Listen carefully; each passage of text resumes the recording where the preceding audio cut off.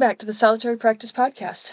I hope everybody had a great week. I am, probably starting on my spring clean mode. I usually, about mid-February, get a little crazy and decide to basically throw everything out and start over. I take kind of the spring cleaning to extremes. The family lives in terror of when that may hit each year because there's no stopping me, and there's a high likelihood they're going to come back from work or school and find all the furniture in a different spot and half the house torn apart. Suffice to say, when I start leaning into the cleaning, they start to worry about what I might come up with next. It has always worked out just fine, but they are somewhat paranoid about what I might decide I want to do this year. Luckily for them, apparently my current object of fascination is going through all of the stuff I've accumulated in my magical practice and deciding what I want to get rid of, what I want to keep, and how I'm going to organize it. And it's probably just like a slow start to the year, but it'll work. There is something incredibly wonderful about opening the doors on the bottom of my cabinet. A couple years ago, I decided that I hated the rare occasion when I wanted something from my little collection of magical stuff. At that time, I stored everything in two little cardboard boxes in the closet, and you'd have to go and get it, drag the cardboard boxes out. And because everything was kind of like just crammed in these boxes, and what you needed is always inevitably on the bottom of the box, I'd have to take everything out, then put everything back. It was very annoying, and I'd finally decided I had enough of that. I was going to get myself a cabinet of some form, and so took my little trek to the barn and crawled around in there because we keep everything. Managed to find a washstand from one of my grandparents' bedroom sets. Like, I have vague memories of it when I was very small. It had been in the barn for like 20 years, and the paint on it was highly questionable, probably lead-based paint. But long story short, I dragged it out, stripped all the paint off it, redid it, and then set it up in my room, pulled out my two little boxes of stuff, and popped it all into the cabinet. I have come to find that that was a really great decision. I am able to get a hold of all of I'm partial to clear glass. Clear glass, wood, stone, those things I will work with. Not really huge on plastics or anything like that, and I've got a real marked tendency for anything old. So, I have a collection of glass bowls, I have wooden bowls, those kind of things, and it is incredibly lovely to be able to just pull open a drawer and take out my glass bowls when I want them. I have been reveling in having this stand, but also now that I have it out and about, as I collect things, I've been storing it in there because that's kind of what you do. Which means I now have this mass of glass jars kind of precariously stacked down underneath. And basically, I collect things from around here, so horsehair, beeswax, dead bees, feathers. We get all kinds of animals here, so all different kinds of feathers, horse hoof kind of thing, cattle horn. You can get a ton of stuff. There's cat's teeth on top of the thing right now. I have wooden rings that we've made. Right now there's a lilac and a black walnut sitting on top of the stand. There's also wintergreen berries, resin from my favorite pine tree that always gives me lots and lots of pitch and resin. Yeah, so just an odd collection of stuff. But all these jars, when you open the door, like, I kind of want to be careful because they're a little precariously stacked, and it occurs to me that I either need to get a different cabinet, something larger, or I need to get rid of some stuff. So I started kind of digging through to see what I wanted to get rid of. And I have stuff in there. I mean, some of it's kind of old. Things that I had picked up when I was like 8 or 9. We went through a phase years ago. I had a couple of very old horses, and so they would eat, but occasionally their teeth would fall out while they were eating, and I used to collect their teeth, so I still have like horse teeth. A fishing lure from the bottom of the lake. I have some very weird stuff in there. Not to mention all of the rocks and stones and different things that I've picked up over the years and just carried along. But I was really surprised because some of the stuff, when I started going through it, I'm like, man, I remember that. But it was literally decades ago, and it's just kind of been hanging out. Do I actively use any of this stuff? No, not really.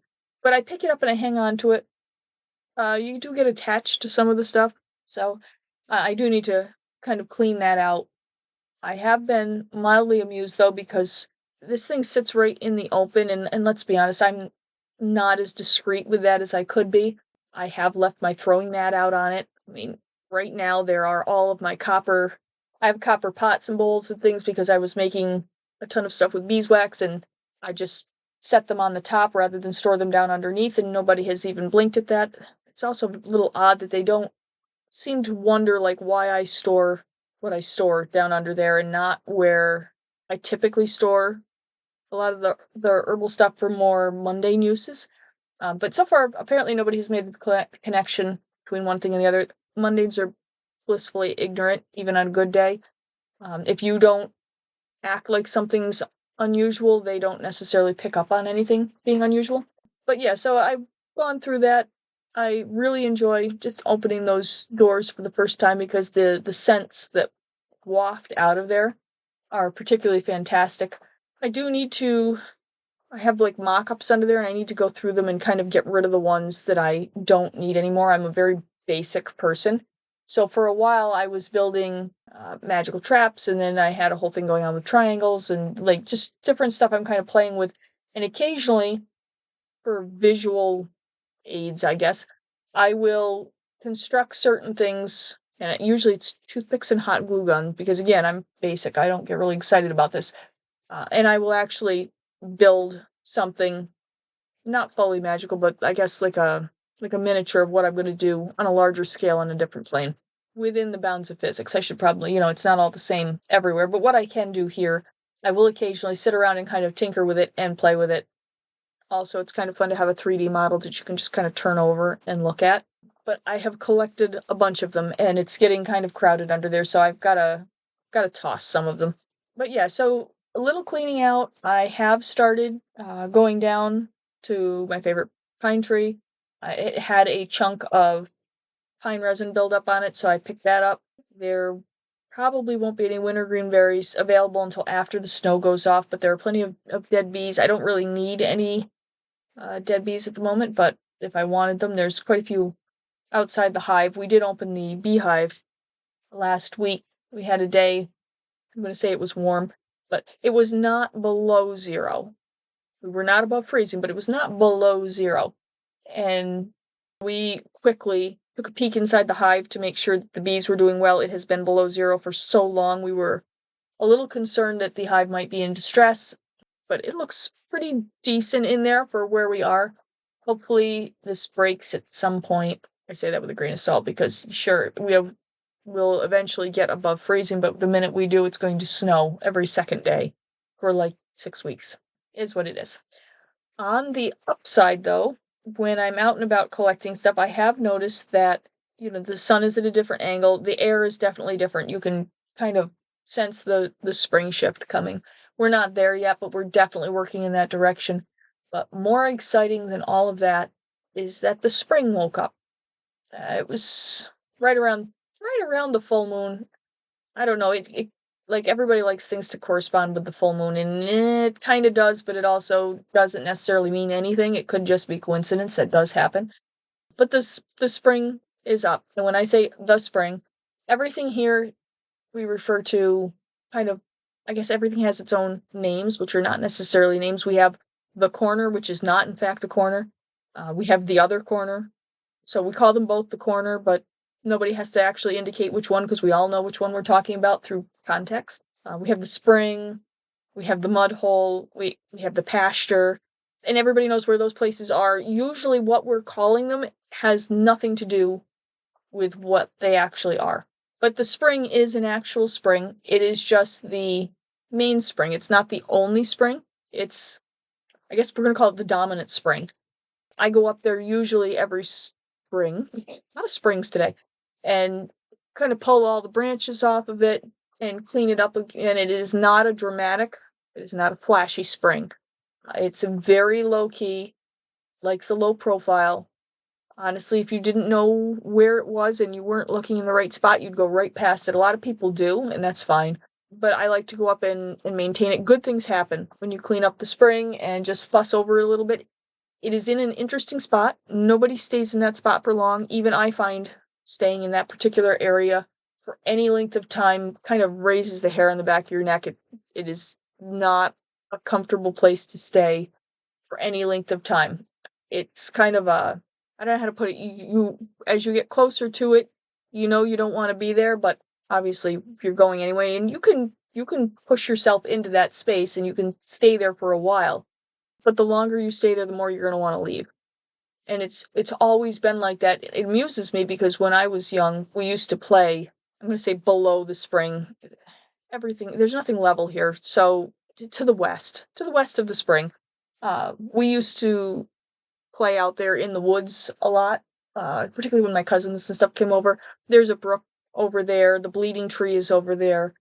And we used to camp in there and just basically hang out and stay all day long. We used to ride the horses over, let them go. The horses would go home and we would stay. We'd walk home when we were done. But yeah, it's comfortable in all those areas. But when you start to get up toward the spring, it becomes incredibly uncomfortable. And so we used to set up our little camp right on the edge of the discomfort zone, so to speak. And we would hang out there most of the summer.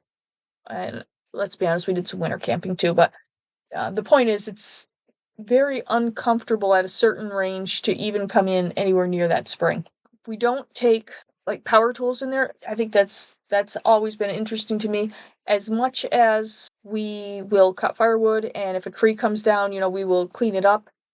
In that particular area, I cannot ever remember a time when anyone has ever used a chainsaw, a handsaw, anything like that. It does not, we don't bring it in there. I don't really know if that's a respect thing or a compulsion thing, and I don't really think it matters a whole lot. An axe, yes. A hatchet, absolutely.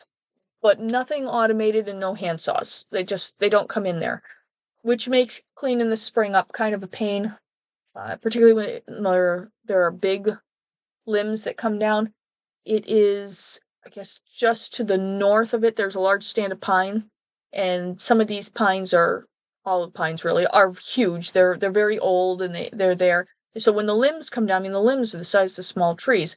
And a couple years ago, like one fell in the winter across the spring, so for whatever reason, we didn't move it in the winter, and I went out in the spring to move it, and it was an ungodly pain to try to haul this thing off the spring in the, on the ground when all the little branches and everything are hanging everything up, and I swore I'd never do that again. So now that the spring is up, I intend to trek over there this weekend, and if anything is laying on there or whatever, I'm going to roll it off and drag it now, because even though the snow is on and it will be a kind of a rough go, it is easier to drag everything across the top of the snow than it is to drag it through all the little underbrush. And I'd like to get that all cleaned up so that when spring comes, then it's just a matter of kind of pulling back the leaves that have fallen in and those kind of things. There's a black snake that lives somewhere to the south of the spring. I'm not entirely sure exactly where his little hidey hole is, but you do find him there. Just above the spring, there's like a little shelf in the leaves, and it gets warm in there, and you'll find him sunning himself there. He's been there for a couple years. He's not social. He does not enjoy company. I'm kind of fond of him, and I would never tell any of the family that he's there because I live with anti-snake people, and they would hunt him. So we just kind of have an agreement that he doesn't bother me, I don't bother him, and I just don't tell anybody he's there. But yeah, he moved in about 3 years ago. I'm not sure where he came from. You don't normally see his type of snake living in the woods, but as long as he stays in there, he's pretty safe. He's going to have a rougher time if he comes down into the fields, where they can find him with cutter bars and those kind of things. So I will be trekking over. I'm looking forward to it. I have not had company in a while.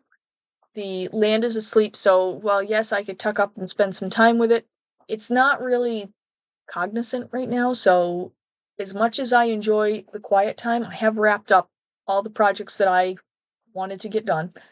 I've cleared the sick bay, and it's just, I'm kind of like in that fun little gap between getting my projects done and then starting all the land's waking up, and we're going to get everything ready for spring, and we're going to grow hay and start seedlings and all of that kind of stuff.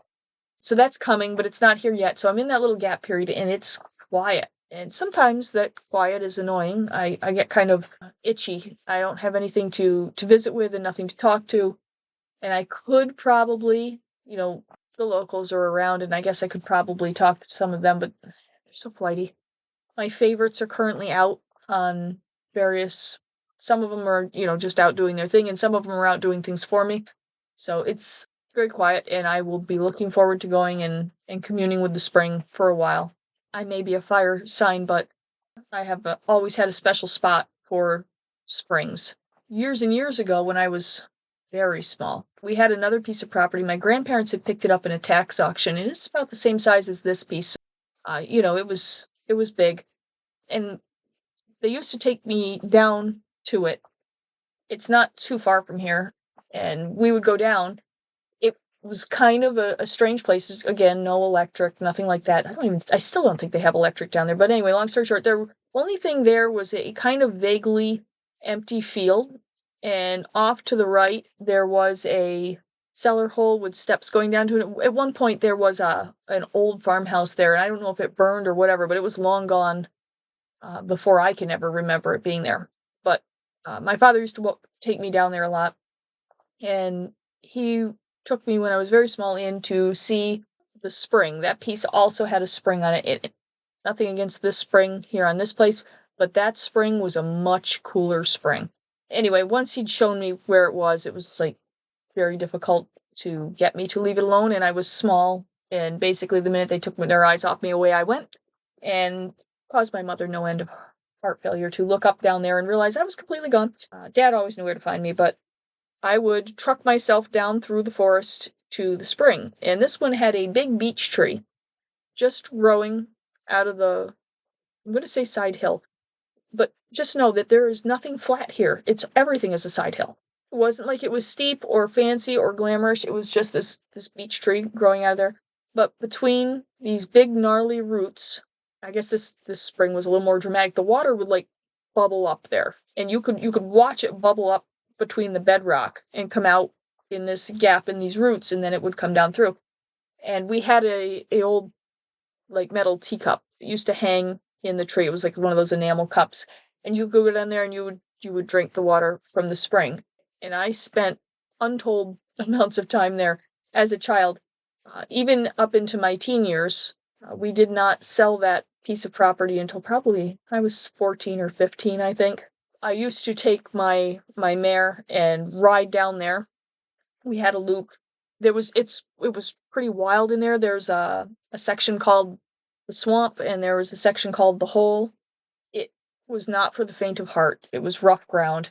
Absolutely wild, completely fascinating, could not get enough of it. And one year I decided, rather than taking the loop around that I used to take and come out over in the swamp and then come back up over the mountain and end up back on the farm, I decided I was going to take and ride my mare down to the spring. And I don't really know if I just wanted to go down there because I wanted to drink, or if I just felt like going and visiting the spring. Usually I don't argue too much with these little impulsions. So long story short, I rode her down there, and my thought was that I would go from the spring down to the brook, and then I knew if I went down the brook, I would hit the trail up over the mountain and into the swamp. So I think that was kind of where I was headed with it. But after I visited the spring, when I went down to the brook, that is when I met the bear. And this bear and us, we went on opposite sides of this brook for quite a ways. And I remember being kind of concerned as to whether the bear was going to stay on its own side and maybe go find something to do or not. You have to remember, in the spring of the year, bears have cubs here. There had been multiple previous incidences in which bears with cubs were in this particular section of ground, not necessarily up by the spring, but they would go up over the mountain and in through by the swamps. I had been down in there. We'd been down in there in the fall getting beech nuts and had to kind of get out of there real quick because bear and cubs. It's not unusual to be picking blackberries or raspberries, and you kind of just want to be aware. You don't want to get between the bear and the cubs. So as this bear is coming down one side of the brook and we're going down the other, I'm kind of on swivel because I want to know, are there cubs? And the mare is kind of like, why is this bear following us? Like, what does it want? But it was one of the most singularly interesting experiences I had down there because the bear didn't end up doing anything. It just kind of walked with us and watched us. And I don't know what anybody's picturing for brook, but this thing, if it was 3 feet across, like, it was not a lot of room. But we just maintained our cool. The bear was okay, but it was really interesting to just watch it walk and kind of be there with it. And in the end, we went our own way. and that was kind of the end of it. But anyway, we sold that piece of property, so I don't go down to that spring anymore. I'm not even sure if anybody knows where that spring is anymore. But yeah, that piece of ground was interesting. There were roses that would grow in one spot in the woods. So you're in the middle of absolutely nowhere, and suddenly, roses would be growing. And I always think that at some point I ought to take kind of a little side trip down in there and see if I can locate those roses and take a cutting. I like to steal rose bushes. In the forest around here, people would have had, back, and I mean way back in the early 1900s, there would have been farmsteads, and then they would fall into disrepair, or people would leave, and then the forest would swallow them up again. But usually the women had some form of flower bed, so it is not completely unheard of here to be in the woods and find roses, lilacs, any kind of perennial flower, basically, that they could get. You'll find lilies sometimes, and they're in completely random places in the forest, and you'll just come across them. And it's usually, if you stop and start looking around, you can find old hand-dug cellar holes, sometimes rock foundations. Occasionally you find cemeteries if you know exactly what you're looking for, because there are no headstones. But if you know what you're looking for, you can even find graves out there.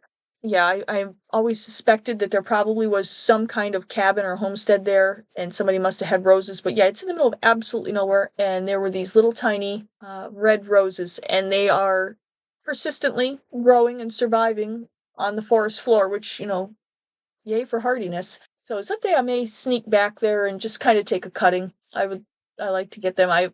When I find old farmsteads in the woods, if there are flowers, a lot of times I will take a cutting and bring it back. And around my house, if you ever saw it, you would see roses, different kinds of roses. They're not boughten roses. They are hardy. But I will bring a cutting home, I will root the cutting, and then I will plant it out around the house and I let it grow. And I could tell you what the roses are, but I call them names like the culvert roses or the vinegar Spalding roses. And they have to do with the places in which I basically stole cuttings from. So yeah, someday I may go down there and steal old place roses. We'll see. Anyway, I think that kind of covers my escapades with springs. The only other thing I've had going on is I've been a little obsessed with thresholds again. And let's be honest, I never really stopped. Some people like doorways. Some people like doors when they're working magically. Like you need a door to, I don't know, the underworld or whatever. Door to the astral. Knock your socks off. Whatever works for you. I am not a door person. I don't care for doors. But one of my little, I guess, quirks is I have a small obsession with thresholds. And I'm very, very, very fussy about my thresholds. When we redid the master bath, the threshold between the main part of the bath into the walk-in shower, it took me 5 weeks to find the correct threshold. I won't put one in that is not the right one. Ended up with a very lovely gray marble threshold, but it took forever to find it, and I think that I drove most of the family insane with my constant refusal to accept anything other than the correct threshold, which they couldn't understand why is what makes it correct. Sometimes it's not even something you necessarily know. You have to meet the right threshold to know that it belongs there. But anyway, I am very fussy about thresholds. None of us step on thresholds. Odd little thing we do here. We're either in one room or we're in the other. We do not stand on the threshold. It's not done.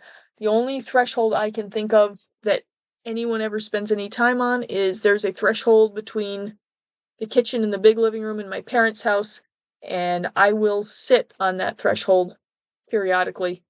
But again, no one stands on the threshold. It's just that occasionally we will sit on it. I'm trying to think if anybody else sits on it. I know I do. I've seen the kids sit on it a couple times, but I don't know. I have always sat on that particular threshold. It's an interesting bridge between the old and the new, because the large living room is a new build, and I say new build because it was new in the late 80s. And then the main farmhouse is where the kitchen is. So it's a kind of a transition from the old to the new. And so occasionally I will sit there. But other than that, we don't stand on thresholds. And this week, apparently, there was some issue with threshold between one of our living rooms and the kitchen. And the guys decided that they needed to fix the threshold. They didn't like the way it was. I don't know. I guess it must have looked funny. Men sometimes, I don't know. You give them hammers and they just go nuts with it. But basically, they decided there was something wrong with that threshold, so they tore it up. I thought I was going to have a stroke. came in from doing barn chores and they had pulled up the threshold. The kitchen was not happy. The living room was not happy. The house was offended. And so I had to intervene. They were going to put down some oak for the threshold. Nothing personal, but oak has very few places in my home. I am not necessarily exceptionally fond of oak. I can think of 2 pieces of oak furniture in this house. Both of them my husband made. One of them is a very, very large table that is in my workroom, and the other one is basically the TV stand. But other than that, there is no oak in this house. I don't like oak. We don't get along a whole lot, which is amusing considering my work table is oak, but different problems. Anyway, so they wanted to put oak down as a threshold. Oak is not a threshold in this house. The house was offended, so then we had to launch into me being very difficult and demanding either beech or maple. We settled on maple. I'm okay with maple. The house is okay with maple. Maple is fine. These poor men were unbelievably horrified because I, put the kibosh on their oak plans. In their defense, it was a very lovely piece of oak. It has just no place in my house. So we've got that stained and then replaced it, and it has still taken me most of the week to get used to just having that different threshold in there. I still don't know why we needed to change it. There was nothing wrong with the other one.